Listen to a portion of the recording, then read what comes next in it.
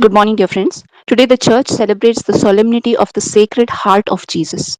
And when we think about a heart represents or it shows the symbol of love.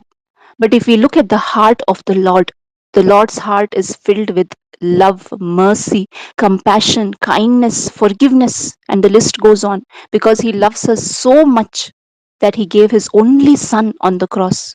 And that kind of a love is a unconditional love without any conditions, without looking at our sins, without looking at all the wrongs that we did. He sacrificed Himself on the cross. And even in the first reading in the book of Hosea, chapter 11, we see how much the Lord loves us. That love is more than a human parent.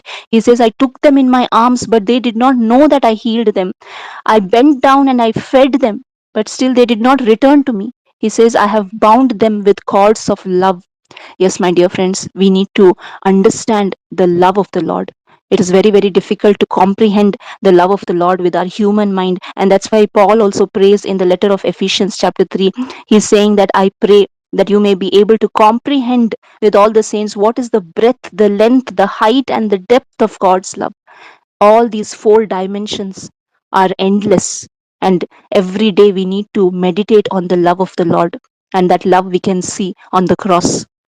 And today, my dear friends, when we understand that love, St. Paul is praying that Christ may dwell in your hearts through faith so that you may be rooted and grounded in love. Today, our foundation needs to be love. If we are followers of Christ, we have only one foundation, that is love, the foundation of love. And we all need to be built up on love. That's why the commandment says, love the Lord as the first commandment and love your neighbor. So, love is our foundation. We should be rooted and grounded in this love, in the love of the Lord, understanding the love of the Lord and loving one another. And that's why we see on the cross that blood and water gushed forth from the heart of Jesus. And this blood and water, it cleanses us, it purifies us, it has forgiven this. Through this blood we have received forgiveness of sins, we have received redemption, because we were all in sin. The sin that Adam and Eve had committed, we all were born with that sin. But through the blood of Jesus, today we are washed of all our sins, and that gateway to heaven is reopened. We regain that lost relationship with the Father,